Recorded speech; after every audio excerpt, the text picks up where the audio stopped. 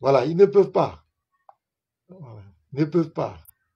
Et prochainement, nous verrons pourquoi les disciples de Jésus ne peuvent pas croire au prophète de l'islam. Ça, on va voir ça prochainement. Nous allons donner des enseignements. Pourquoi? C'est pas, on va pas parler de sa vie, comment il a pris. Non, non, non. On va prendre les Écritures pour démontrer pourquoi nous, les chrétiens, nous ne pouvons pas suivre un tel prophète. On va les donner. Voilà, nous sommes là pour éclairer. Ce n'est pas pour faire palabre, mais pour faire comprendre aux gens qui s'occupent de leur livre de foi, qui nous laissent en paix. Nous, on n'a pas de leçons à recevoir des musulmans. Non, non, non, non. Vous allez le voir tout à l'heure. C'est nous qui devons enseigner les musulmans. C'est nous qui devons dire aux musulmans, c'est nous qui devons leur montrer le chemin. Ce n'est pas à eux de nous montrer le chemin. Nous avons le vrai chemin. Il faut partager. Je veux que vous taguez tous ces groupes musulmans. Taguez-les, vous connaissez les noms, taguez-les, convoquez-les ici. C'est nous qui devons les enseigner. C'est nous qui allons leur montrer ce qu'ils doivent faire. C'est pas eux de nous dire ce que nous devons faire. C'est nous qui avons la lumière. C'est nous qui avons le véritable Dieu, le véritable Sauveur. C'est nous qui avons la véritable parole de Dieu. La Bible est la seule parole qui éclaire les hommes, qui répond à toutes les aspirations des hommes sur cette terre. En dehors de la Bible, tout ce que vous connaissez comme livre de foi, c'est maïs, comme on le dit en Côte d'Ivoire. C'est maïs. Donc, convoquez-les ici. Je veux que vous les taguez. Taguez-les. Taguez-les, qu'ils viennent ici. Que Dieu nous bénisse. Donc, comme je le disais, que Dieu nous bénisse, que la grâce de Dieu nous accompagne. Je veux que vous partagez au fur et à mesure. Vous devez partager. Vous devez taguer. Oui, bonsoir, Julien ODH. Sois béni. Il faut taguer. Julien, je donne la mission de taguer tous les groupes musulmans. Tag-les, spécialement, tu les nommes et puis tu les tags. Tu les convoques ici. Nous, on va leur donner la leçon. Parce que, quand on les voit bavarder dans la rue, ils donnent l'impression que eux, ils sont venus, c'est nous, on est perdus, et c'est eux qui vont nous mettre sur le droit chemin, et ils sont venus pour rétablir la vérité, et que les disciples de Jésus, nous sommes les chrétiens, se sont trompés. Convoquez-les ici ce soir. On va leur faire comprendre qu'ils n'ont rien compris, qu'ils ne connaissent rien. C'est nous qui allons les enseigner. C'est nous qui connaissons le véritable Dieu. C'est nous qui avons la véritable parole de Dieu. Parce que l'Éternel n'a jamais parlé dans le Coran. Jamais. L'Éternel n'a jamais parlé dans le Coran. Yahweh, le Dieu véritable qui a créé toutes choses, n'a jamais parlé dans le Coran. Même une virgule, il n'a jamais mis ça dans le Coran. Le Coran, c'est Gabriel qui a parlé. Djibril. C'est même pas Gabriel. Djibril. C'est lui qui a parlé dans le Coran. Je les mets au défi. Il n'y a pas un musulman qui peut révéler ça. Relever ce défi. Le Coran, c'est Djibril qui a parlé dans le Coran. L'Éternel n'a jamais parlé dans le Coran. Mais dans la Bible, l'Éternel a parlé dans la Bible. Il a parlé dans la Bible. Donc, vous allez nous dire quoi? Un livre où l'Éternel n'a jamais parlé, et vous allez comparer à un livre où l'Éternel a parlé. Ainsi parle l'Éternel, il a parlé face à face avec Moïse. Tous les prophètes, ainsi parle l'Éternel. Et c'est clair, vous pouvez le vérifier. Et c'est ici que Jésus a parlé. Jésus n'a jamais parlé dans le Coran. Les apôtres de Jésus, c'est ici ils ont parlé. Ils n'ont pas parlé dans le Coran. Aucun prophète n'a parlé dans le Coran. C'est le Djibril, l'ange qui allait oppresser le prophète là qui a parlé dans le Coran. Sinon, aucun prophète n'a parlé dans le Coran. Aucun. Je les mets au défi. Donc, je disais d'entrée que quand vous les entendez parler, vous les voyez aujourd'hui s'organiser, ça donne l'impression que c'est un groupe, ils se donnent un genre, comme s'ils sont venus rétablir la vérité et que nous avons perverti la voie de Dieu et que eux, ils viennent nous mettre sur le chemin, ils viennent nous recadrer. Quand vous les entendez prêcher avec un air prétentieux, un air orgueilleux, même ils ont même souvent le culot de nous dire que c'est eux qui vont nous expliquer la Bible. Mais c'est extraordinaire, mes frères. Si je prends un exemple banal, c'est comme moi, je ne suis jamais rentré dans le bois sacré du Poro. Je n'ai jamais été initié au Poro. Et moi, je dis aux gens qui ont dansé dans le Poro que moi, je vais vous enseigner le Poro, ce qui se passe dans votre bois sacré. Est-ce que ça a un sens? Est-ce que ça a un sens, mes frères? Ça n'a pas de sens.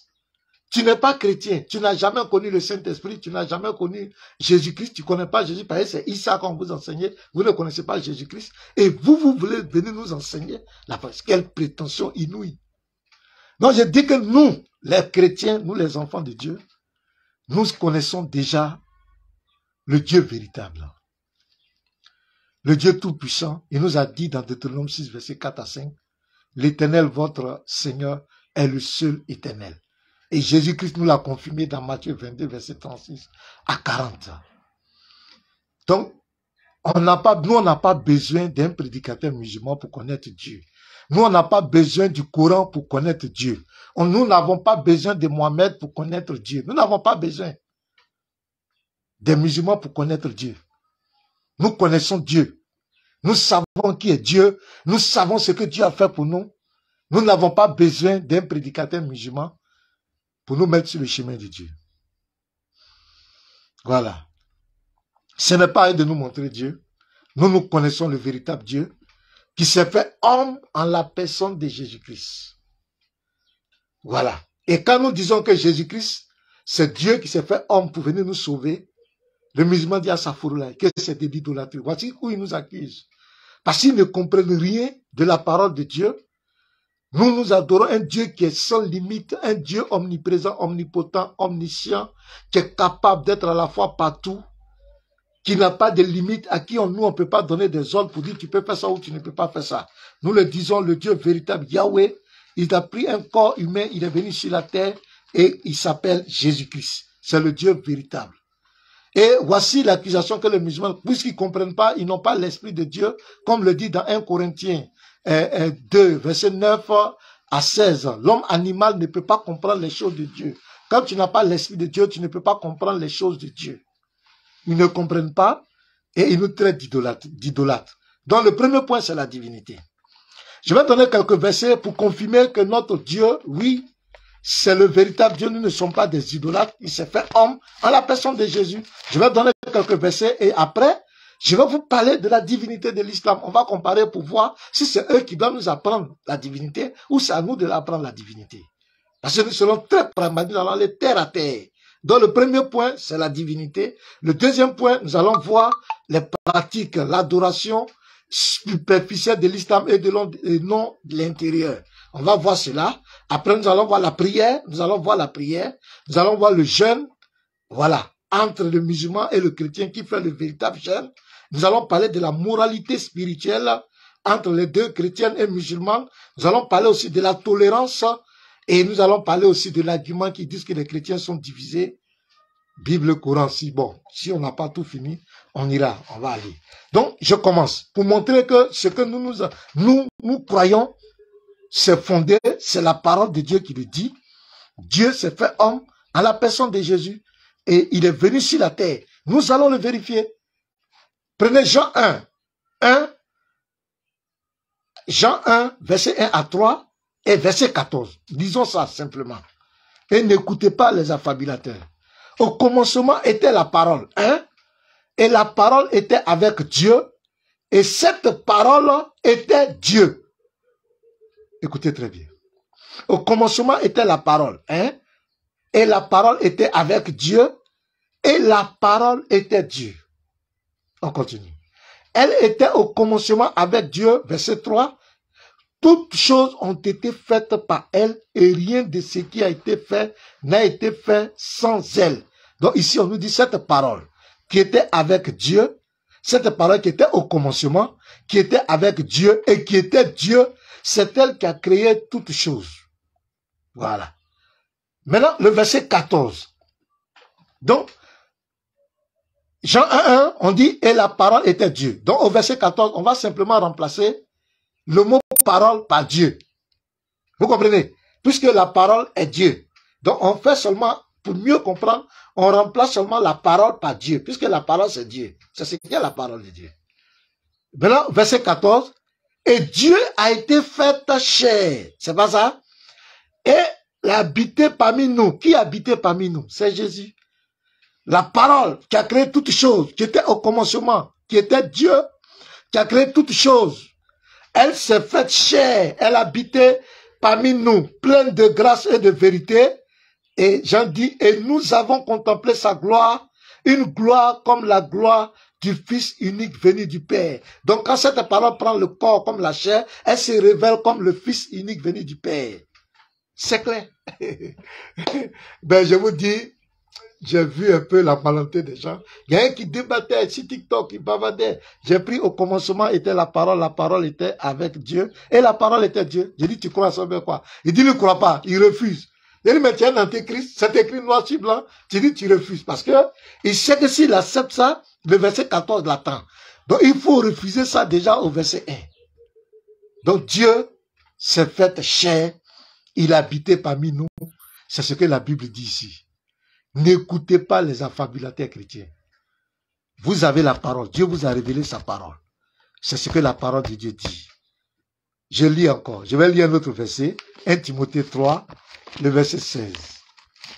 Donc, ils n'ont rien à t'enseigner. Tu as déjà la parole. 1 Timothée 3, le verset 16. Dit quoi? Et sans contredire, le mystère de la piété est grand. Celui qui a été manifesté en chair, justifié par l'esprit, vu des anges, prêché aux gentils, cru dans le monde, élevé dans la gloire. Il a été manifesté en chair. Il n'était pas chair avant, mais il s'est manifesté en chair. Hébreux 2, le verset 14, mes frères, lisez. Ainsi donc, écoutez très bien, puisque les enfants participent au sang et à la chair, il y a également participé lui-même. Est-ce que vous comprenez? Lui-même, il a participé aussi. Ça veut dire qu'il n'était pas chair. Il a pris un corps pour venir sur la terre. Pourquoi? Regardez. Il va nous révéler ici pourquoi il a accepté de mourir. Pour faire quoi? Verset 15, 14 à 15. Afin que par la mort, il anéantisse celui qui a la puissance de la mort, c'est-à-dire le diable. Il fallait qu'il descende dans le séjour de mort. Il allait maîtriser la mort. Il a maîtrisé le séjour de mort. Il a pris la clé du séjour de mort et il est sorti. C'est ce qu'il a dit dans Apocalypse 1, verset 17 à 18. Maintenant, regardez le verset 15. Et qui délivrera tous ceux qui, par la crainte de la mort, étaient toute la vie retenus dans la servitude. Il fait ça, il est venu mourir. Il est mort et il est ressuscité pour nous donner de l'espoir qu'après la mort, ce n'est pas une fatalité, il y a de l'espoir. Voilà. Donc c'est ce même Dieu-là. Mais le musulman ne comprend pas. Il dit qu'à sa froulaille, nous disons que Dieu est venu sur la terre, Dieu est devenu homme. À sa froulaille, nous traite d'idolâtres. Ok. Voici notre péché. Et c'est clair, Dieu s'est fait homme en la personne de Jésus. Et si Dieu n'est pas capable de faire ça, c'est qu'il n'est pas Dieu. Donc vous ne pouvez pas nous apprendre. Maintenant, on va aller voir pour eux. D'abord, qui est Allah? Qui est Allah? Allah, ce n'est pas Yahweh. Déjà là, c'est un problème terrible. Allah, ce n'est pas le Dieu qui a envoyé, qui a créé Adam, qui a envoyé Noé. Non, ce n'est pas le Dieu. Ce n'est pas le Dieu d'Abraham. Il se fait passer pour le Dieu d'Abraham pour plus égarer les gens, mais il n'est pas le Dieu. Allah, c'est qui? D'abord, Allah, souvent d'autres font des amalgames. Ils croient que Allah, ça veut dire Dieu en arabe. Non, c'est Ilah qui veut dire Dieu en arabe. Mais Allah, c'est le nom propre de la divinité que Mohammed a révélé. Et quel est ce nom propre? C'est son nom propre invariable. Ça ne varie pas. Donc déjà, vous comprenez qu'avant Mohammed, aucun prophète n'a prononcé ce nom. Aucun. C'est son nom propre. En français, ça ne varie pas, ça ne change pas. C'est son nom. C'est son nom propre. Ça n'a rien à voir avec Ilah. Ilah qui peut varier, qui veut dire Dieu. Mais Allah, c'est le nom propre de cette divinité. Et souvent, il vous cache ses vérités. Et quelle était cette divinité? Cette divinité était parmi les 360 idoles qui étaient à la mer. D'ailleurs, même on parle de 360 idoles. Ils n'ont jamais cité le nom de ces idoles-là. Mais cette divinité était parmi les 360 idoles. Parce que le père de Mohammed s'appelait Abdallah. Avant que Mohammed même ait la révélation, son père servait cette divinité. C'est une idole arabe qui était parmi les autres divinités que les Arabes adoraient. Est-ce que vous comprenez, mes frères? Donc le monsieur, quand il a commencé ses révélations, il a été persécuté, il a émigré.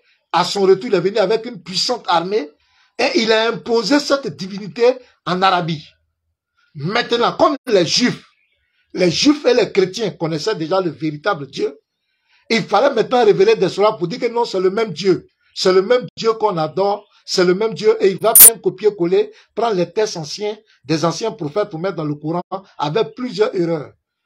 Et le plagiat n'a pas marché parce que nous sommes là, nous avons le discernement où il a confondu toutes choses. Il a changé le nom du père d'Abraham. Il a changé Isaac qui allait être immolé par Abraham. Il vient changer dans le Coran que c'est Ismaël. Il a fait plein d'erreurs et on a vu que c'est de la supercherie. Maintenant, entre celui qui dit Dieu s'est fait homme pour venir sur la terre et entre celui qui adore une divinité, une idole arabe qui est idolâtre. On va continuer. Regardez. Un Dieu, une religion, nous adorons Dieu en esprit et en vérité. Et il nous demande de payer le transport pour aller à la Mecque.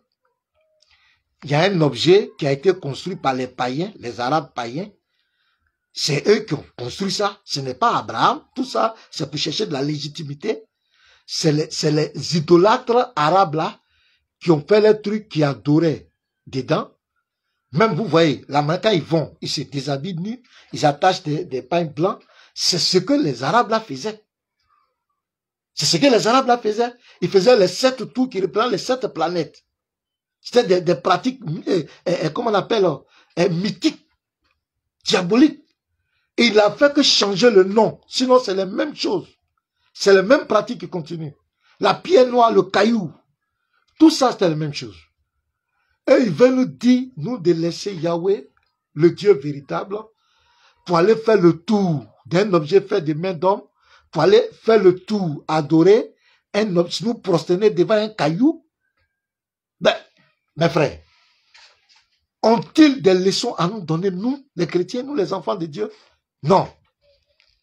Nous ne pouvons pas laisser le véritable Dieu, le laisser dans l'adoration en esprit, pour aller prendre des cailloux pour lapider Satan.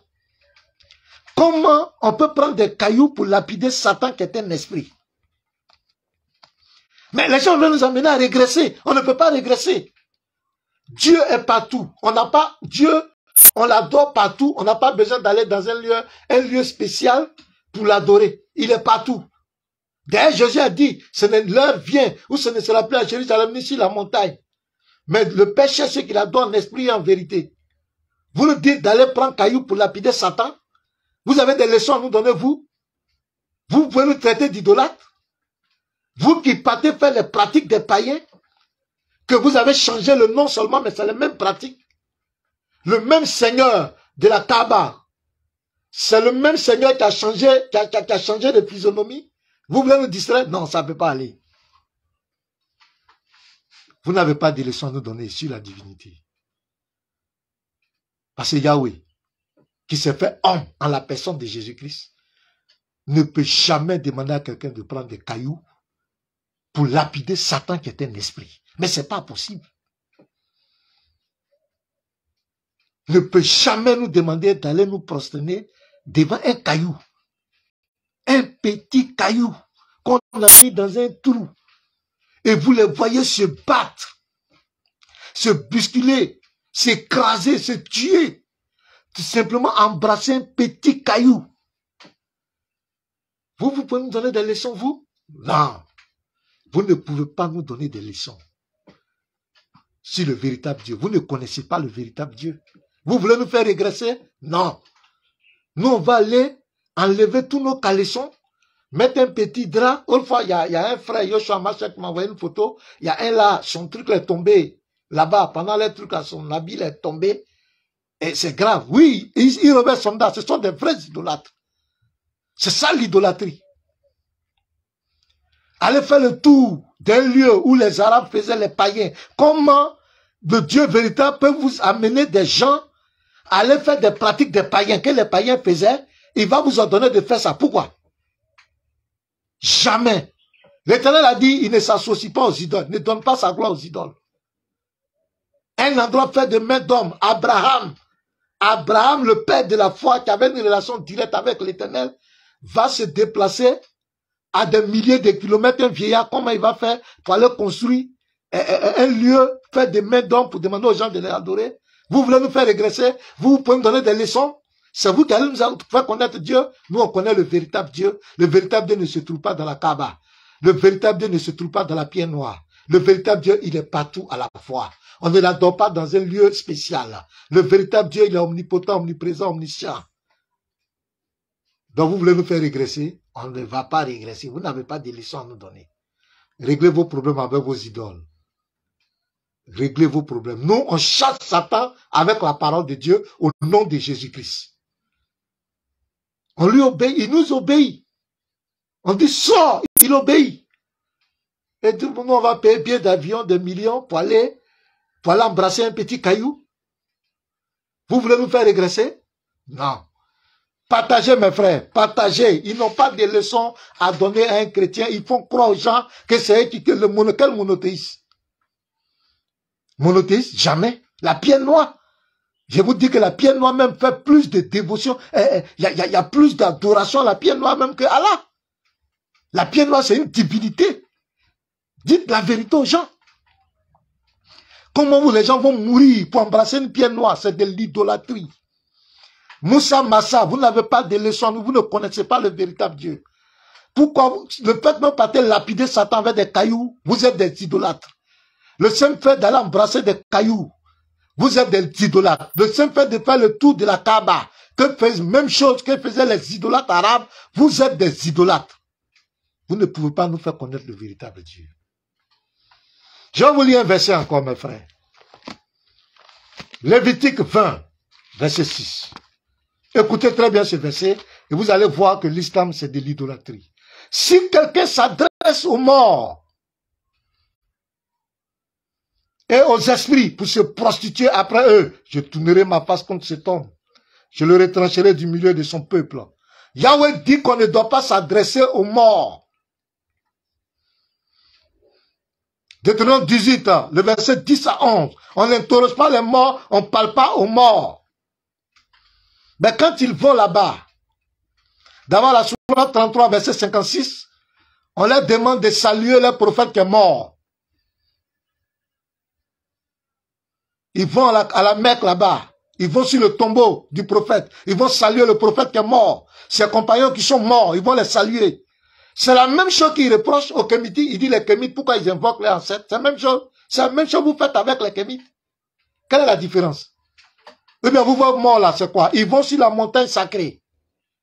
Ils vont saluer les matis qui sont morts. Ils vont saluer l'oncle paternel de leur prophète qui est mort. Ils vont parler avec lui, des morts. Mais c'est la même pratique que les Kémites font. Vous dites que les Kémites sont idolâtres. Mais c'est la même chose que vous faites. Yahweh, l'Éternel dit qu'on ne parle pas aux morts, on ne s'adresse pas aux morts. Quelle leçon vous, musulmans, vous pouvez nous donner? Vous êtes des idolâtres. C'est vous les vrais idolâtres. C'est vous. Vous n'allez jamais voir les disciples de Jésus aller se faire le tour d'une maison, d'un lieu fait des mains d'hommes. Vous ne verrez jamais les disciples de Jésus aller embrasser un caillou. Vous n'avez pas de leçons à nous donner. La Kaaba. Il y a quoi dans Kaaba là?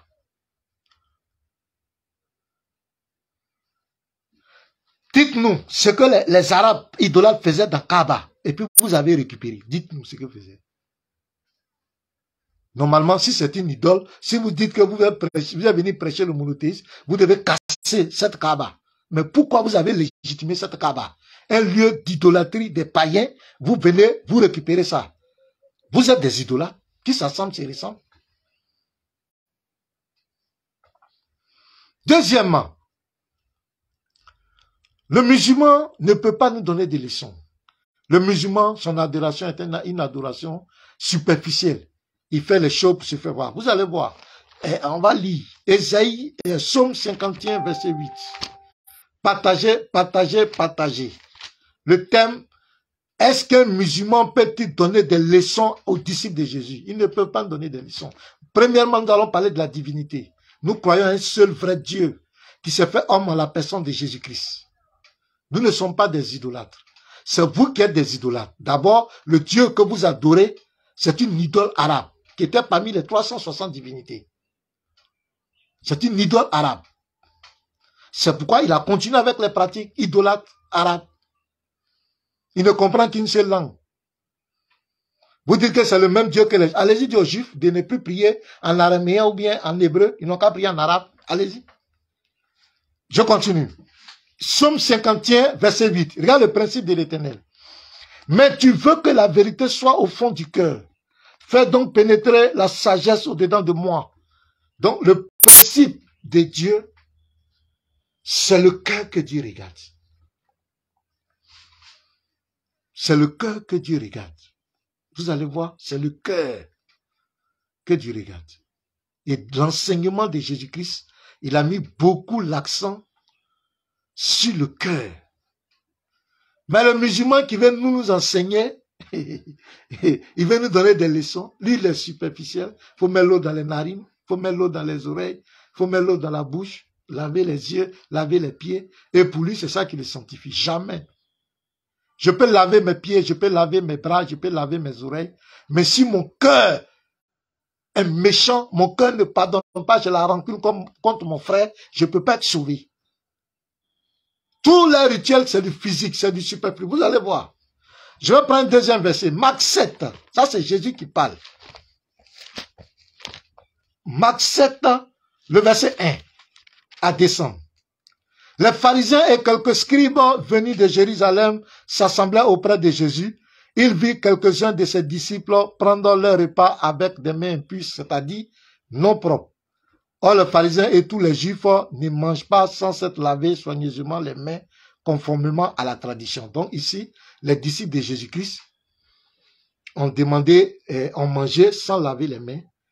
Et les pharisiens qui aiment faire les choses de façon superficielle vont être indignés. Et Jésus va prendre la parole. Jésus leur répondit, hypocrite, Ésaïe a bien prophétisé sur vous, ainsi qu'il est écrit, ce peuple m'honore des lèvres, mais son cœur est éloigné de moi. Donc, attention, c'est en vain qu'il m'honore en donnant des préceptes qui sont des commandements d'hommes. Vous abandonnez le commandement de Dieu et vous observez la tradition des hommes. Il a dit encore, vous anéantissez ainsi de suite. Maintenant, il va expliquer la parabole à ses disciples. On va aller au verset 20. Il dit encore, ce qui sort. Bon, on va prendre le verset 18. Il a dit, vous aussi, êtes-vous donc sans intelligence, ne comprenez-vous pas que rien de ce qui du dehors entre dans l'homme ne peut le souiller, car cela n'entre pas dans son cœur. Vous voyez, l'Éternel dit que tu veux que la vérité soit dans le cœur. Jésus aussi, c'est le même Dieu qui parle du cœur de l'homme. Donc les superflus mettent l'eau pour laver ma bouche, pour laver mon oreille, pour laver mon nez, ou bien quoi, ne peut pas te sanctifier. C'est pas ce que l'Éternel regarde. Vous n'avez pas de leçons à nous donner. C'est ton cœur que Dieu regarde. Et c'est ce que Jésus dit ici. Il dit encore, ce qui sort de l'homme, c'est ce qui souille l'homme. Ce qui sort de toi, c'est ce qui te souille. Et il va expliquer. Car c'est du dedans. C'est dedans, dans ton cœur là-bas. C'est du dedans des hommes que sortent les mauvaises pensées, les adultères, les impudicités, les meurtres, les vols, les cupidités, les méchancetés, la fraude, le dérèglement, le regard envieux, la calomnie, l'orgueil, la folie. Toutes ces choses mauvaises sortent du dedans et souillent l'homme. Vous comprenez? Donc, quand le musulman vient faire, il fait une adoration superflue. Oui, si tu veux rentrer à la mosquée, faut enlever tes chaussures. Pourquoi tu rentres dans ta chambre et puis tu portes. Ça, c'est des trucs superflus. C'est pas ce que l'Éternel regarde. C'est ton cœur. Et nous, les disciples de Jésus, nous savons que c'est notre cœur que Dieu regarde. C'est pas le superflu. Et vous voulez nous amener à aller dans le superflu. Regardez ce que Jésus va dire aux pharisiens. Matthieu 23, le verset 25 à 28. Malheur à vous, scribes et pharisiens hypocrites, parce que vous nettoyez le dehors de la coupe et du plat. Au dedans, ils sont pleins de rapines et d'intempérance. Pharisiens aveugles, nettoie premièrement l'intérieur. D'abord l'intérieur, c'est dedans là-bas. Le musulman ne fait pas ça. C'est quelle leçon vous allez nous donner? Vous ne pouvez pas nous donner des leçons. Nous, on sait que c'est dans notre cœur que Dieu regarde. Ce n'est pas laver tes pieds, laver tes mains, laver ta bouche, et puis tout. C'est pas ça. Tu peux faire toutes ces pratiques-là, et ton cœur est rempli de méchanceté. C'est ce qui va te condamner. Donc vous n'avez pas de leçons à nous donner. Nous lavons nos cœurs. Nous purifions nos cœurs par la parole, par le Saint-Esprit. Ce n'est pas, on ne vient pas laver nos bras, laver nos pieds, laver nos têtes. C'est pas ça qui te sauve. Écoutez ce que Jésus dit. Pharisien aveugle, nettoie premièrement l'intérieur de la coupe pour nettoyer dedans d'abord. Et du plat, afin que l'extérieur aussi devienne net. Malheur à vous, scribes pharisiens hypocrites, parce que vous ressemblez à des sépulcres blanchis, à des tombeaux blanchis, ça dit que c'est l'apparence. Vous faites tout ça par apparence. Mais il dit quoi? Qui apparaissent beaux au dehors et qui au dedans sont pleins d'ossements de mort et de toute espèce d'impureté. Donc, vous n'avez pas de leçons à nous apprendre, mes frères. Vous n'avez pas de leçons à nous donner. Nous connaissons le véritable Dieu. Le véritable Dieu, c'est le cœur. Ce n'est pas vos pratiques que vous faites là. Laver les pieds, laver derrière, laver ici, là. Ce n'est pas ça qui purifie l'homme. Parce que c'est ce qui sort de l'homme là. C'est ça qui le souille. Ce n'est pas ce qui rentre en toi qui te souille. C'est ce que Jésus a dit. C'est ton cœur que Dieu regarde. Matthieu 6, regardez. On continue encore. Matthieu 6, le verset 1. Gardez-vous de pratiquer votre propre justice devant les hommes pour en être vu. Autrement, vous n'aurez point de récompense auprès de votre Père qui est dans les cieux. Vous faites tout pour vous faire voir. Vous n'avez pas de leçons à nous apprendre. Matthieu 5, verset 8. Heureux ceux qui ont le cœur pur, car ils verront Dieu. On n'a pas dit heureux ceux qui ont les pieds purs, qui ont les bras purs, qui ont les oreilles pures. Heureux ceux qui ont le cœur pur, car ils verront Dieu. C'est le cœur que Dieu regarde. S'il vous plaît. Vous ne pouvez nous donner aucune leçon. D'abord, j'ai déjà présenté dans la divinité. Vous êtes KO. Vous n'adorez pas le véritable Dieu. Vous adorez une idole arabe. C'est quoi vous faites des pratiques idolâtres. Obligatoirement par l'enfer. Des lits qu'il a mis face à face. Avec des houris.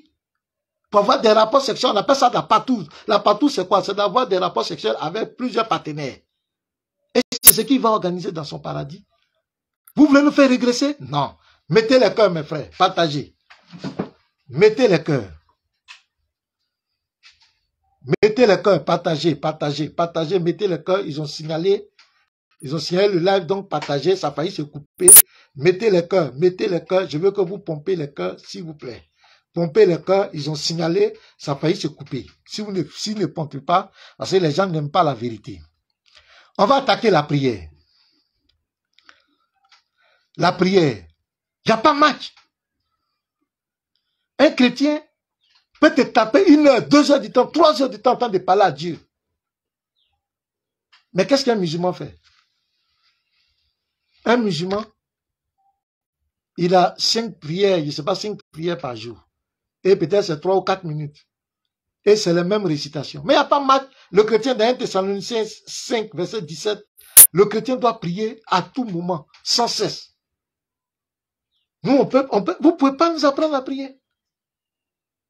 Et nous, on sait, Jésus nous a dit dans Matthieu 6, au verset 7, regardez, il nous a montré, et c'est ce que nous appliquons. Il dit en priant, ne multipliez pas de vaines paroles. De vaines paroles comme les païens qui s'imaginent qu'à force de paroles, ils seront exaucés. Ne leur ressemblez pas, car votre Père sait de quoi vous avez besoin avant que vous le lui demandiez. Vous, c'est les mêmes paroles que vous récitez. Matin, midi, soir. Peut-être en 3, 4 minutes, 5 minutes, c'est trop. Mais nous, les chrétiens, nous pouvons prier. Moi, je peux prier pendant des heures. Je suis en relation avec mon Dieu. Je l'adore, je le prie. Je prie pour moi. Je vais prier pour les chrétiens de l'église, pour ma famille, pour mes connaissances, pour mon pays. Je vais prier pour ceux qui sont malades, les chrétiens qui sont persécutés. Des pasteurs persécutés, malades. Je vais intercéder. Ça peut me prendre 1 heure, 2 heures du temps. Donc il n'y a pas mal, vous ne pouvez pas nous apprendre à prier. C'est quelle leçon vous avez donnée dans la prière? Non. Un chrétien peut passer toute une nuit à prier, à veiller dans la nuit, il prie, jusqu'au petit matin. Est-ce que vous pouvez faire ça? Vous, c'est la prière, c'est quelques minutes, vous venez, vous récitez les mêmes trucs, vous procédez, vous faites vos trucs, vous vous levez, vous ne pouvez pas nous apprendre à prier. Nous, on prie plus que vous. Donc, allez faire ce que vous faites, c'est pour nous faire régresser. Je prends le jeûne. Il n'y a même pas match. Vous, votre jeûne que vous faites, d'abord, c'est pas un. Or, le chrétien, il n'a pas un moment spécial pour jeûner. Toute l'année, il en jeûne. Et le chrétien, quand il veut jeûner, il ne mange pas à 5 heures du matin. Il ne mange pas à 5 heures du matin. Si je dois jeûner là, quand je mangeais par exemple à 19 heures là, c'est la nourriture là qui reste dans mon ventre. Je me réveille matin et je continue. Et certains parmi nous, d'autres peuvent faire 3 jours sans manger les soirs. Ils ne mangent pas les soirs. D'autres peuvent faire 1 semaine sans manger les soirs. D'autres peuvent faire 2 semaines, 3 semaines, même jusqu'à 40 jours sans manger les soirs. 21 jours sans manger les soirs. Est-ce que vous pouvez? Vous-même, vous mangez, vous vous gavez à 5 heures du matin. Déjà à midi, vous tremblez. Vous êtes rempli de... Ah, mes frères, vous n'avez pas de leçons à nous donner. Je le dis sincèrement. C'est pas par passion. C'est la vérité, quoi. Il n'y a pas match. Dans la prière, vous ne priez pas que nous. Faites 5 prières, 5 minutes ou bien 4 minutes de prière à réciter les mêmes choses. Nous, on peut faire 3 heures, d'autres mais 4 heures, 5 heures par jour. Même quand nous on gêne là, c'est accompagné de prière. Et on ne mange pas à 5 heures du matin. C'est trop facile ça, se gaver de tous les repas à 5 heures du matin. Et puis à 18 heures tu manges, ça fait quoi? Si vous êtes garçon, ne mangez pas à 5 heures du matin. On va voir. Il y a d'autres qui vont tomber en syncope. J'étais quelque part dans une localité là. J'avais un voisin musulman avec qui je causais beaucoup. Et un jour, on avait pris un moment de jeûne. On avait pris 3 jours de jeûne. On ne mange pas les soirs. Et il est venu me rendre visite, on causait. Et puis il m'a dit, ah, il m'a dit, mais donc vous faites carrément, vous faites comme ça, il dit. J'ai dit, ah, nous souvent on fait 21 jours, mais actuellement même là, nous on est dans 3 jours de jeûne, on ne mange pas. Il dit, quoi? Il dit, mais vous les chrétiens, vous êtes forts, hein? J'ai dit, oui, c'est pas parce qu'on est fort, c'est l'Esprit de Dieu qui nous soutient. Il dit, nous-mêmes on mange à 5 heures là, est-ce qu'on peut tenir? Vous ne mangez pas, vous dormez jusqu'en 3 jours. J'ai dit, oui, il y a d'autres qui font plus que ça. Moi-même, j'ai fait plus que ça. Il était étonné, il ne croyait pas de ses yeux. J'ai dit, oui. Il dit, vraiment, vous êtes fort. Oui, vous n'avez pas de leçons à nous donner. Dans la prière, dans le jeûne, il n'y a pas match. Et nous, on sait comment on jeûne. Jésus dit, regardez, Matthieu 6, verset 16. Lorsque vous jeûnez, ne prenez pas un air triste. Hein? Comme les hypocrites qui se rendent le visage tout défait pour montrer aux hommes qu'ils jeûnent. Je vous le dis en vérité, ils reçoivent leur récompense. Mais quand tu jeûnes, parfume ta tête et lave ton visage, afin de ne pas montrer aux hommes que tu jeûnes. Mais vous, bientôt, vous allez faire jeûne. Tout le monde entier va savoir que vous êtes en jeûne. Vous allez sonner de la trompette pour dire aux gens que vous jeûnez. C'est même pas jeûne, ça c'est grève de faim. C'est un régime alimentaire, ça c'est pas jeûne. Dans la Bible, tous les jeûnes. Moïse, 40 jours, 40 nuits sans manger. Esther, 3 jours, 3 nuits sans manger. Jésus lui-même, 40 jours, 40 nuits sans manger. Qui vous a appris à manger à 5 heures du matin là? C'est quel Dieu? Depuis qu'on fait jeûne, on mange à 5 heures du matin. Ça dit, vous ne jeûnez plus, c'est pas le jour. Ben, si on prend de 5 heures du matin à 18 heures, ça fait 13 heures. Vous ne jeûnez pas un jour, vous jeûnez 13 heures. C'est même pas jeûne. Donc, vous allez nous apprendre quoi? Vous pouvez nous apprendre quoi? Qu'est-ce que vous faites de spécial? Vous ne pouvez pas vous donner des leçons. Je le dis sans fanatisme, c'est clair. Je viens encore. Dans la moralité spirituelle, là, il n'y a pas match. Parce que dans le Coran, votre Dieu vous demande de briser vos serments. Vous pouvez briser vos serments. C'est-à-dire, vous pouvez donner votre parole le matin et puis le soir, vous pouvez dire que c'est ce que j'ai dit là, je renonce à ça. Je vais lire, Sourate 66, verset 2. Partagez. Mais quel Jambalo, oui, c'est un régime alimentaire, ce n'est pas du jeûne. Partagez, mes frères, partagez. Mettez les cœurs, parce que les gens signalent, ils mettent des têtes de mort, ils signalent. il signale pour que comment on appelle, le live se coupe parce qu'il ne supporte pas la vérité. On va voir la moralité. Vous n'avez rien à nous apprendre. Enseignez votre islam, laissez les chrétiens. Vous n'avez rien, vous ne pouvez pas nous donner des leçons. Nous connaissons le véritable Dieu. Regardez. Allah vous a, Sourate 66, verset 2, Allah vous a prescrit de vous libérer de vos serments. Allah est votre maître et c'est lui l'omniscient, le sage. Il dit aux musulmans de se libérer de leurs serments. Mais, déjà, ça fait quoi? Ça fait de cette personne d'une mauvaise moralité. C'est quelqu'un qui n'est pas digne de confiance, qui ne peut pas respecter sa parole. Alors que l'Éternel dit dans dans Ecclésiaste 5, Ecclésiaste 5 que je vais lire, d'abord Jésus lui-même, Matthieu 5, le verset 37. Regardez ce que Jésus dit aux chrétiens. Il dit que votre parole soit oui, oui, non, non. Ce qu'on y ajoute vient du malin. Jésus dit aux chrétiens, quand il dit oui, c'est oui. Quand il dit non, c'est non. Tu ne dois rien ajouter. Mais lui ici, dans le Coran, on vous ordonne de briser vos serments. Vous avez quelle leçon à nous donner? On vous demande d'être malhonnête. C'est ce qui est écrit. À la Sourate 3, verset 28 à 29, on vous demande de faire la takia. Je vais lire. Ça dit de faire semblant d'être hypocrite. Envers qui? Envers les chrétiens. Envers les gens. Je vais lire. Sourate 3, verset 28 à 29. Vous n'avez pas de leçons à nous donner, s'il vous plaît. Donc ne donnez pas l'impression que vous êtes venus pour établir quelle vérité. Vous n'êtes pas venus rétablir la vérité. Vous êtes venus pour distraire les gens. Vous voulez nous faire régresser, nous? On ne peut pas régresser. Jésus me dit de dire oui, oui, de respecter ma parole. Et puis toi, tu me dis, je peux briser ma parole.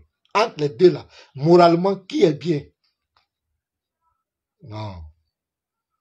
Sans passion, sans chose.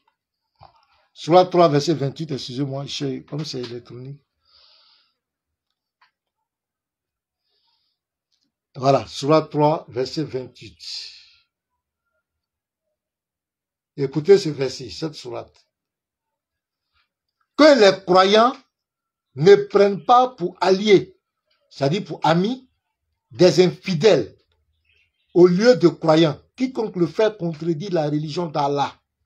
Maintenant, regardez la suite. À moins que vous ne cherchiez à vous protéger d'eux. C'est-à-dire, soyez hypocrites, faites semblant. Et c'est comme ça que ça se passe. Quand ils sont dans un pays où ils ne sont pas majoritaires, et ils font semblant de respecter les choses, ils vivent avec vous, ils rient avec vous. Mais quand ils sont dans un pays où ils sont majoritaires, c'est là que tu vas voir leur vrai visage. On va en parler à la fin. Ils n'ont pas de leçons à nous donner. On leur demande d'être hypocrites ici. Et au verset 29 dit que vous cachez ce qui est dans vos poitrines ou bien vous le divulguez. Alors le sait. Donc je sais, quand vous faites semblant d'être amis avec eux, alors que vous ne les aimez pas, moi je sais. Donc, celui qui leur donne l'ordre de faire ça. Alors que le chrétien, lui, il ne fait pas semblant. Jésus nous a dit d'aimer nos ennemis, d'aimer tout le monde. Il ne nous a jamais dit, quand vous serez devant les païens, faites semblant comme vous les aimez. Ça, c'est d'être hypocrite, c'est de l'hypocrisie. On ne peut pas enseigner aux gens d'être hypocrite. C'est pas normal. Sourate 33, verset 37. Regardez ça. Cette sourate. Sourate 33, verset 37. On va lire cette sourate, vous allez voir. Moralement, ça ne passe pas. Vous n'avez pas de leçons à nous donner. Sourate 33, verset 37. Écoutez. Quand tu disais à celui qu'Allah avait comblé de bienfaits, tout comme toi-même l'avais comblé, garde pour toi ton épouse et crains Allah. Et tu cachais dans ton âme ce qu'Allah allait rendre public. Tu craignais les gens. Et c'est Allah qui est plus digne de ta crainte. Puis quand Zaïd eut cessé toute relation avec elle, nous te la fîmes épouser. Écoutez la suite maintenant du verset. Afin qu'il n'y ait aucun empêchement pour les croyants d'épouser les femmes de leurs fils adoptifs, quand ceux-ci cessent toute relation avec elles. Le commandement d'Allah doit être exécuté. Ça, c'est une loi immorale. C'est immoral. Et les chrétiens condamnent ça. Vous ne pouvez pas nous faire régresser. Comme moi, un enfant que j'ai adopté, j'ai pris comme mon enfant. Et que mon enfant, il a un problème avec sa femme. Et moi, le Coran me donne droit d'épouser la femme de cet enfant. Mais bien aimés, nous les chrétiens, on ne peut pas laisser Jésus pour aller suivre ce genre de lois. C'est immoral. Même dans la société humaine, même le féticheur, il sait que ça ne se fait pas. Quel est ce Dieu qui peut ordonner ça? Vous n'avez pas de leçons à nous donner. Arrêtez de parler de nous. Vous n'avez pas de leçons à nous donner. Qu'est-ce que vous allez nous apprendre, nous les chrétiens? Nous, on ne fait pas ça. Notre Dieu ne nous a pas appris ça.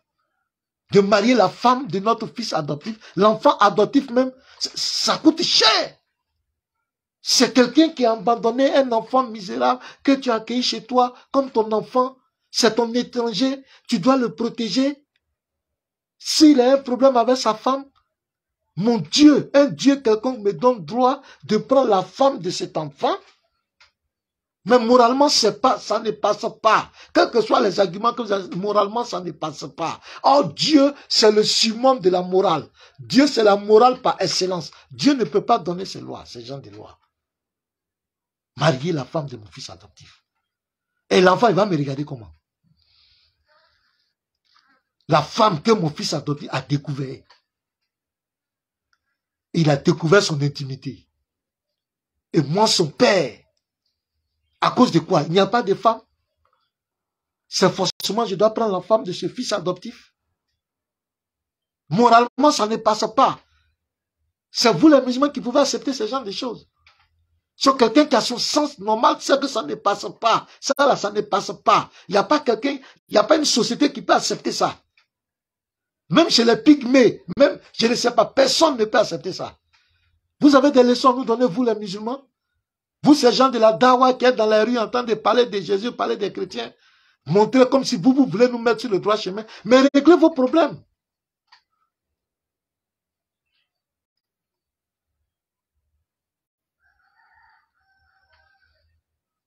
La tolérance. Dieu, c'est la tolérance, c'est l'amour. L'amour, c'est l'accomplissement de la loi. La tolérance est toujours accompagnée de l'amour. Matthieu 5, verset, écoutez Jésus, qui parle aux chrétiens, et les chrétiens appliquent ça. Même moi, je vous dis, c'est Jésus qui parle. Aimez vos ennemis. Bénissez ceux qui vous maudissent. Faites du bien à ceux qui vous haïssent. Et priez pour ceux qui vous maltraitent et qui vous persécutent, afin que vous soyez fils de votre Père qui est dans les cieux. Car il fait lever son soleil sur les méchants et sur les bons, et il fait pleuvoir sur les justes et sur les injustes. Si vous aimez ceux qui vous aiment, quelle récompense méritez-vous? Les publicains aussi n'agissent-ils pas de même? Et si vous saluez seulement vos frères, que faites-vous d'extraordinaire? Les païens aussi n'agissent-ils pas de même? Soyez donc parfaits comme votre Père Céleste est parfait. Voici la loi que les chrétiens pratiquent. Et vous allez le voir. Moi, je ne suis pas dans la fiction, je suis très factuel. Aujourd'hui, dans ce 21e siècle, regardez bien, les pays à majorité chrétiens, qui sont régis sur les lois chrétiennes, vous allez voir, c'est la tolérance religieuse. C'est la tolérance religieuse. Les musulmans peuvent construire leurs mosquées, ils peuvent faire tout. Ils ne seront jamais inquiétés. Mais, les pays qui sont bâtis sur la loi du Coran, de l'islam, tolérance zéro. Si les chrétiens veulent prier, ils doivent payer de l'impôt.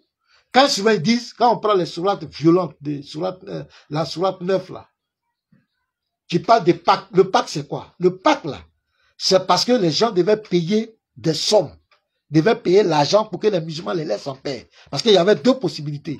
Ou tu te convertis à l'islam, ou tu restes dans ta religion, mais tu payes des Pâques. Et l'un des califes qui a plus appliqué ça, c'est le calife Oumar. Vous pouvez aller sur Google, le Pâques d'Oumar. Vous devez verser de l'argent. Et ça même, ça existe encore. On appelle ça la Jazilia. C'est Céleste qui connaît toute la profondeur de ces choses-là. Mais vous avez entendu dans les pays en majorité chrétiens où on demande aux musulmans de payer des impôts? Non. Vous pouvez donner quelle leçon? Dieu, c'est la tolérance. Vous pouvez nous expliquer comment l'islam, l'expansion de l'islam a été faite dans le monde? C'est par l'épée, c'est par la violence. Même pendant le vivant de leur prophète, c'est par l'épée qui s'est imposée. Après sa mort, les califes, ils se sont entretués. Et tout à l'heure, je vais aborder, quand ils parlent des chrétiens, ils sont divisés. Mais les musulmans sont plus divisés que les chrétiens. Et pour les divisions, ce n'est pas de la musulman. Les Ali, le calife Ali et son groupe, les chiites. Et quand ce Ali même a été assassiné, même son fils, son premier fils qui devait être le potentiel, a été assassiné. C'est la barbarie. Ils ont imposé l'islam par l'épée. Pendant même la vie de leur prophète, il y a des villages qui n'avaient pas accepté l'islam. Mais quand il est mort, on appelle ça la guerre des apostats. Ils ont tué. Vous allez nous dire quoi? Vous voulez... Non. Ça veut dire qu'ils veulent traverser l'histoire. Mais nous connaissons l'histoire est là. Ils veulent changer l'histoire de la région, faire passer les chrétiens pour le problème des hommes et que c'est l'islam qui est... Quoi? Quoi? Dites la vérité. Vous n'avez pas de leçons à nous donner. Vous êtes imposé par la violence. Mais jamais l'évangile de Jésus ne s'est imposé par la violence. L'évangile de Jésus s'est imposé de façon pacifique. Les apôtres sont allés prêcher. Ils sont même morts en martyrs. Ils ne se sont jamais défendus. C'est eux qui, au contraire, qui ont été victimes de martyrs. On les a martyrisés. Ils sont tous morts pour la cause de l'évangile. Parce que le message était un message de tolérance, d'amour. Jésus n'a pas besoin qu'on fasse son palabre. C'est pourquoi tu ne verras jamais un chrétien prendre un chrétien, le chrétien le plus mal affermi, mettre une bombe sur lui pour aller exploser quelqu'un, ou bien parce que quelqu'un a fait la caricature de Jésus, il va aller tuer des gens parce que des gens ont fait la caricature de Jésus. Les gens font la caricature de Jésus. Les gens même font des croix, ils mettent Jésus à l'envers, ils le mettent dans un caleçon bizarre, ils mettent ses deux pieds en l'air. Les gens font ça. Même sur Facebook, il y a les musulmans qui le font. Mais le chrétien même le plus mal affermi, j'ai dit le plus mal affermi, ne va jamais prendre un couteau, agresser quelqu'un pour ça. Parce que Jésus a dit, il faut aimer ton ennemi. Mais je vais vous lire des sourates. Et vous voulez que nous on rentre dans ça? Non. Vous voulez nous faire régresser? On ne va pas régresser. Vous n'avez pas de leçons à nous donner. On l'a dit que vous devez prêcher à vos frères qui prennent des armes. Il y a au moins 21 groupes armés en ce 21e siècle qui ont des armes, qui veulent imposer la loi islamique. Prêchez à ceux-là, dites, dénoncez, prenez le Coran et dites-leur qu'ils ne sont pas dans la vérité. Vous n'avez pas de leçons à nous donner. Réglez vos problèmes entre vous. Sourate 5, verset 51. Écoutez très bien ce verset. Tolérance zéro.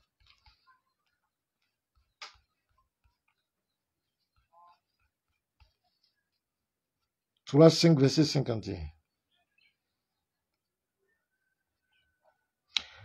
Oh les croyants, ne prenez pas pour alliés les juifs et les chrétiens.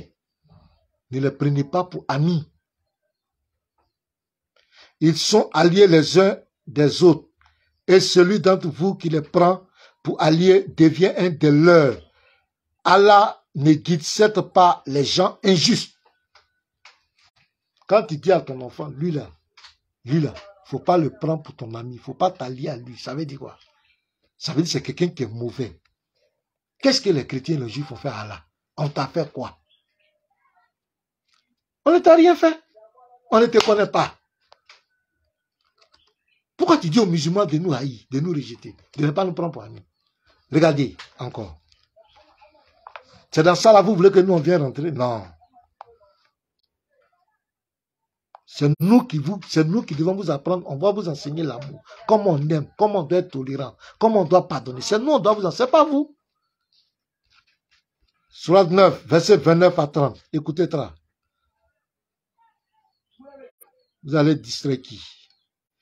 Combattez ceux qui ne croient ni à Allah, ni au jour dernier, qui n'interdisent pas ce que Allah et son messager ont interdit, et qui ne professent pas la religion de la vérité, parmi ceux qui ont reçu le livre jusqu'à ce qu'ils versent la capitation par leurs propres mains. La capitation, c'est ça qui est l'impôt là. Après s'être humilié, verset 30, regardez. Les Juifs disent Isa est fils d'Allah, et les chrétiens disent, ils nous nomment dans son livre de foi, un livre de foi qui nomme un autre groupe de foi, et qui, écoutez très bien. Les chrétiens disent le Christ est fils d'Allah. Telle est leur parole provenant de leur bouche. Ils imitent le dit des mécréants avant eux. Écoutez la fin du dessous. Qu'Allah les anéantisse. Donc vous voyez? Qu'Allah les anéantisse. C'est ciblé. Les Juifs et les chrétiens sont vraiment ciblés. Il n'y a pas de tolérance. Donc, c'est la salle où nous on a allé. Bon, moi, où je suis, j'ai vécu avec des chrétiens. Je suis en bon terme avec les chrétiens. Je me suis marié, mais ma femme est chrétienne. Mes amis sont des chrétiens. Je laisse la vie chrétienne, je deviens musulman. Et puis, ces versets-là, je dois les mettre en application. Je ne dois plus prendre mes amis chrétiens comme des amis. Mon Dieu doit anéantir mes amis chrétiens. Mais ça, vous voulez nous apprendre quoi? Je lis un dernier verset. Sourate 4, verset 101. Écoutez ce verset. Attachez bien votre ceinture.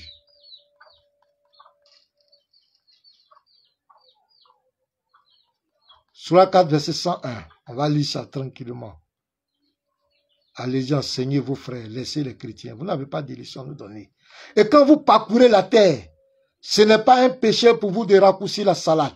Si vous craignez que les mécréants ne vous mettent à l'épreuve. Car les mécréants demeurent pour vous un ennemi déclaré. Les mécréants, c'est tous ceux qui ne croient pas en Allah. Il dit ici qu'ils sont ennemis des musulmans. Demeurent pour vous un ennemi déclaré. Car les mécréants demeurent pour vous un ennemi déclaré. En termes de tolérance, il n'y a pas match. Vous ne pouvez pas nous entendre. Nous là, c'est tolérant. Regardez les pays, en majorité chrétienne. Regardez ici en Côte d'Ivoire. Parce que la Côte d'Ivoire est un pays laïque. Les pères fondateurs de la Côte d'Ivoire ont bâti la Côte d'Ivoire sur la laïcité. Le président Houphouët-Boigny, quand il est venu, c'est la laïcité. Il n'a pas fait de discrimination. Le président Bédié, c'est la même chose. Le président Gueye, le président Gbagbo, même le président Lassane qui est musulman. Il n'a jamais pris de loi contre les chrétiens ou bien quoi. Les chrétiens vivent en paix. Ça, il faut le dire. Donc la Côte d'Ivoire est bâtie sur la laïcité. Depuis le fondement, le pays est bâti sur la laïcité. Mais vous voyez des gens aujourd'hui. Parce que la laïcité, c'est quoi? Si moi je dis que ce portable-là, c'est mon Dieu, tu me laisses l'adorer. Ça n'engage que moi. Si tu veux, tu t'approches de moi, tu me présentes ton Dieu avec amour. Mais quand des gens prennent leurs caméras, ils se mettent à tous les carrefours. Et leur cible, ce sont les chrétiens. Comme si eux, ils peuvent nous donner des leçons. Ils le font encore, ici. Personne. Les chrétiens sont majoritaires ici. Mais vous ne verrez pas un chrétien les agresser ou les menacer. Même les commentaires. Quand vous voyez les commentaires, les chrétiens, ah, tu es ignorant, tu ne comprends pas, tu n'as pas l'esprit. Mais nous, même, nous qui chrétiens, nous parlons, regardez les commentaires. Les gens viennent nous maudire ici. Inciter nos mamans. Moi, je ne supprime pas les commentaires. Il y a une différence. J'étais sur le live de Placide. Il y a un qui a dit à Placide, on va s'occuper de toi. Ça, on lui a dit, ah bon. Donc toi, ton Dieu n'est pas capable de tuer Placide. Placide est en train de parler de lui, que c'est un faux Dieu. Il peut pas régler le cas de Placide. Ça, c'est à la minute. Il enlève son souffle et puis Placide disparaît. C'est toi qui as fait palabre de ton Dieu. Nous, là, on ne fait pas palabre de Jésus. Dernièrement au Brésil, qu'est-ce qui s'est passé là-bas? Les gens ont mis les trucs se moquer. Quelques minutes après, qu'est-ce qui s'est passé? Vous avez un prédicateur qui parcourait le monde pour blasphémer. Ahmed Dida, qu'est-ce qui s'est passé? À la veille de la Pâque, il allait faire son thème crucifixion, mais crucifixion, pour se moquer de Jésus. Il a été frappé d'une maladie rare. Il a fait 9 ans. Il était couché. Il vociférait comme un animal. Couché, il fait caca sur lui, il fait pipi sur lui. Pendant 9 ans, sa bouche est ouverte. Ils sont allés invoquer Allah. Ils ont fait quoi? Zéro. C'est un châtiment. Où était son Allah? Donc vous, les prédicateurs musulmans qui êtes en train de parler de Jésus, vous parlez de... Il y a un actuellement, on t'a donné un avertissement. Tu as eu un avertissement. Tu allais blasphémer au Congo quand tu es arrivé. Tu as fait... C'est un avertissement. Si tu ne comprends pas ça, il faut continuer. Jésus là, il est le Dieu véritable. Quand vous avez un peu de notoriété, les jeunes gens, vous mettent le like, machallah, vous croyez que... Mais quand ça va commencer là, il n'y a pas machallah. Quand Jésus lui commence pour lui faire propre, nous les chrétiens, on ne fait pas parler de notre Dieu. On ne va jamais s'exposer pour notre Dieu. On ne va jamais tuer quelqu'un pour notre Dieu. Il nous a dit de pardonner. Nous pardonnons. Mais quand lui fait, il vous regarde, il a pitié de vous. Vous êtes des mouches, des fourmis. Il va vous écraser. Donc, il vous donne le temps de changer. Mais si vous continuez à blasphémer, ça va commencer, vous allez comprendre. Nous ne faisons pas parler de notre Dieu. Nous venons juste pour éclairer nos frères, pour fortifier nos frères, pour leur dire de ne pas se laisser distraire. Sinon, notre Dieu, il est puissant pour se battre. Et il vous donne des avertissements. Si vous continuez, votre insulte, oui, Jésus, c'est son kiki, ils ont coupé son kiki, c'est tant, quand il était dans le ventre, continuez. Continuez de blasphémer. Continuez. Est-ce que vous connaissez Jésus-Christ? Lisez la Bible. Tous ceux qui se sont levés contre Jésus, on les a enterrés de façon malheureuse. Hérode, qui s'est levé contre les disciples. La Bible dit c'est un seul ver, un ver qui est venu, qui est rentré en lui, et puis ça l'a arrangé devant tout le monde. Ne jouez pas avec Jésus. C'est pour votre bien qu'on entend de parler. Parce que nous connaissons la fin du film. Demandez aux Brésiliens, actuellement ils se sont retrouvés, ça prie partout pour demander pardon. Ce que Jésus a fait, c'est un extrait. Et ce qui attend la fin du monde. C'est quoi mes frères en Christ, ne vous laissez pas distraire. Vous avez pris le bon chemin. Restez du côté de Jésus. C'est lui le Dieu, c'est lui qui va venir juger, qui va mettre fin au monde. Restez de son côté. C'est lui qui reviendra mettre fin à tous ces bavardages. Restez du côté de Jésus. Un musulman ne peut rien t'enseigner, il ne peut rien te donner. Il dit, nous sommes divisés. Mais moi, j'ai découvert qu'il y a des divisions terribles. Même, je vous parle des tests. Ali, le groupe d'Ali, ils ne reconnaissent pas. C'est pas la vidéo. Les vidéos, je ne les ai pas retrouvées, mais je vais les faire jouer. Le groupe d'Ali, les musulmans qui sont chiites, ils ne reconnaissent même pas le Coran. Le Coran, tiens. Ils disent que c'est falsifié. Je vais publier ces vidéos-là. J'ai cherché, j'allais vous montrer ces vidéos. Les chiites, ils ne reconnaissent pas le Coran. Ils disent que c'est falsifié parce qu'il y avait plusieurs Corans. Ali avait son Coran. C'est Ottoman qui a brûlé les autres Corans, qui a imposé la vulgate d'Ottoman que les musulmans utilisent aujourd'hui. Quand ils viennent parler de la Bible, ils ne vont jamais vous parler de ces histoires. Ils sont divisés. Il y a des coranistes. Ça dit coranistes, ça dit quoi? Il y a un groupe, eux, ils croient seulement au Coran. Et il y a les sunnites. C'est-à-dire, eux, ils croient au Coran, et les hadiths, et les tafsirs. Mais je vous dis, si TikTok sur ma page, ils viennent comme un débat. Mes frères, pour les chrétiens, c'est petit. Ils se maudissent. L'autre dit, tu es égaré, tu vas en enfer, tu es perdu. Entre eux. Mais quand ils viennent, ils ne vont jamais dire ça. C'est les chrétiens qui sont divisés. Il y a les catholiques, il y a l'Assemblée de Dieu. Quand Jésus va venir là, il va descendre dans quelle église? On dirait que Jésus descend dans l'église. La Bible dit Jésus viendra dans les airs. Tous ceux qui sont de lui seront élevés, ils vont le croiser. Il ne descend pas dans l'église. C'est la méconnaissance. Ils sont divisés, plus divisés que tous les êtres humains. Mais ils ne vont jamais vous parler de ça. Même les tests, même comment on appelle, les savants. Dans les savants, quand ils sont divisés, dans les savants, il y a ceux qui sont testiels et il y a les exégètes. Entre eux, il y a la confusion. Entre eux, ils sont divisés. Il dit, ouais, l'islam est un, c'est faux. Vous n'avez pas de leçons à nous donner. Vous n'avez pas de leçons. Vous n'avez pas de leçons à nous donner. Occupez-vous de votre religion. Vous avez trop de problèmes à régler. Laissez les chrétiens.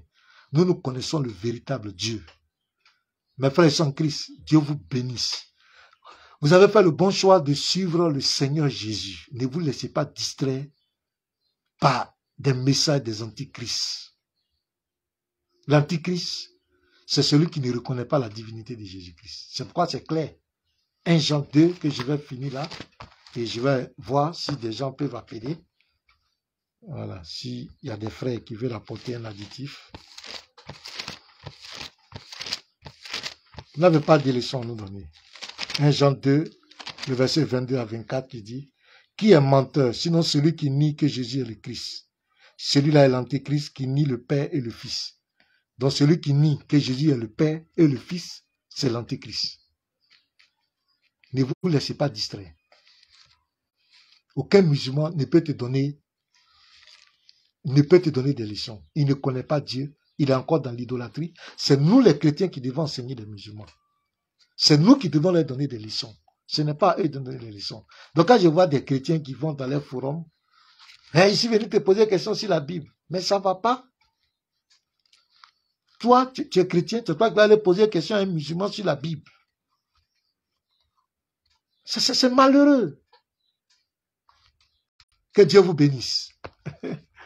Shalom, je ne vais pas prendre le temps. On va continuer prochainement. J'ai fait près d'1 heure du temps. Donc, je vais m'arrêter là.